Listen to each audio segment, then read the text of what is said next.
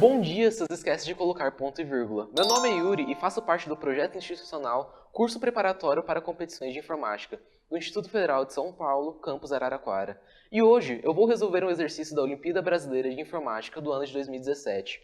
O exercício em questão é o jogo de tabuleiro, da segunda fase do nível 1. Então vamos para a leitura. Flavinho não se cansa de bolar joguinhos para passar o tempo. Ele diz que é uma boa forma de treinar a memória e a capacidade de resolver problemas. Dessa vez, ele inventou uma forma de preencher um tabuleiro de N linhas e N colunas com pedras brancas e pretas. Inicialmente, ele coloca aleatoriamente pedras brancas e pretas em todas as células da primeira coluna e da primeira linha. A figura ao lado dá um exemplo de um tabuleiro de N tamanho 6. Ele chama essas pedras iniciais de sementes. Uma vez colocadas as sementes, as demais células do tabuleiro serão preenchidas com uma pedra branca ou preta de acordo com a seguinte regra. Considere a célula na posição I e J, para I maior que 1 e J maior que 1. Para saber a cor dessa pedra nessa célula, Flavinho precisa saber a cor das pedras nas três células I, J-1, I-1, J-1, I-1 e J. A figura também ilustra quais células são usadas para determinar a cor da pedra na célula I e J. Se houver mais pedras brancas do que pedras pretas nessas três células, a cor da pedra da célula I e J será preta. Se houver mais pedras pretas do que pedras brancas, a cor será branca.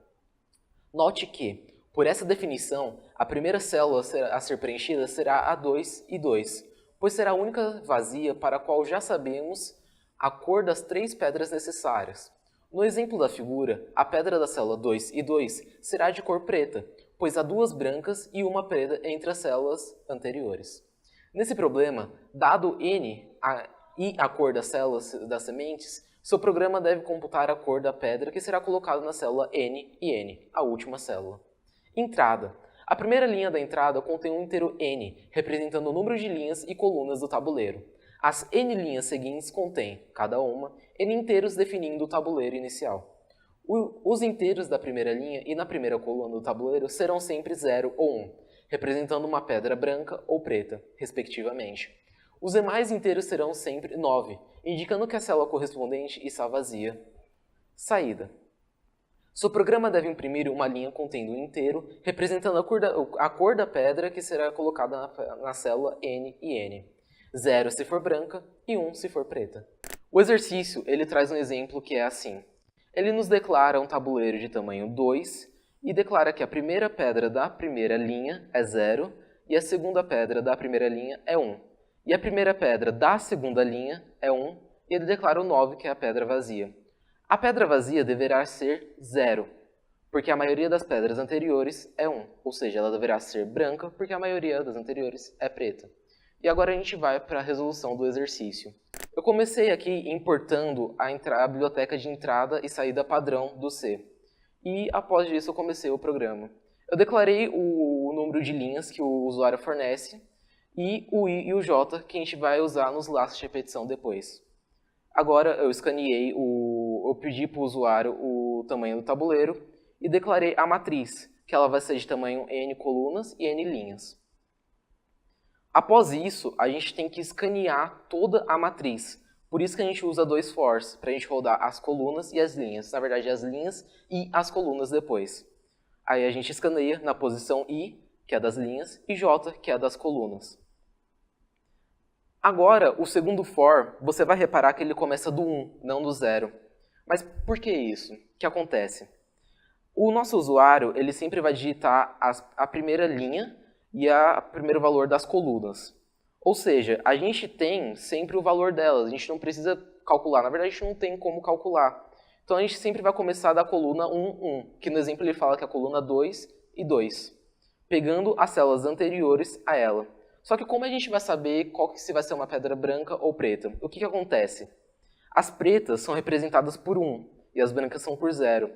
Se a maioria for preta, quer dizer que a gente pode fazer o quê? A gente pode somar toda a posição aqui de trás, todas as posições remanescentes.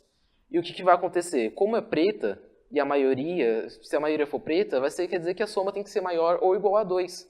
Porque é preta, e preta é 1, e a soma vai ter que ser maior que 2, porque é a maioria. Caso contrário, né, ela vai ser a maioria branca. Então aqui a gente criou um if, que escaneia todas as células anteriores, essas aqui. E se a maioria for preta, ou seja, se a soma for maior ou igual a 2, a pedra aqui, na posição J, deverá ser 0. Se não, quer dizer que a maioria é branca, então a pedra deverá ser preta.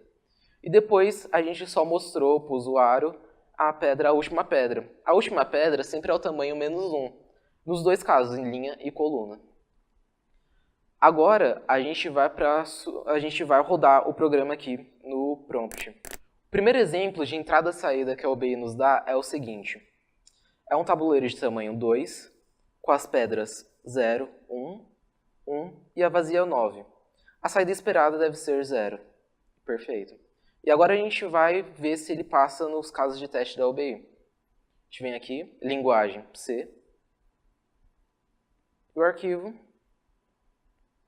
jogo de tabuleiro.c. Agora a gente submete e espera a boa vontade do site, né? E 100 pontos possíveis de 100 pontos. Uau! Perfeito, passou em todos. Então é isso, os seus bandos de programador à base de Ctrl+C, Ctrl+V. Até a próxima.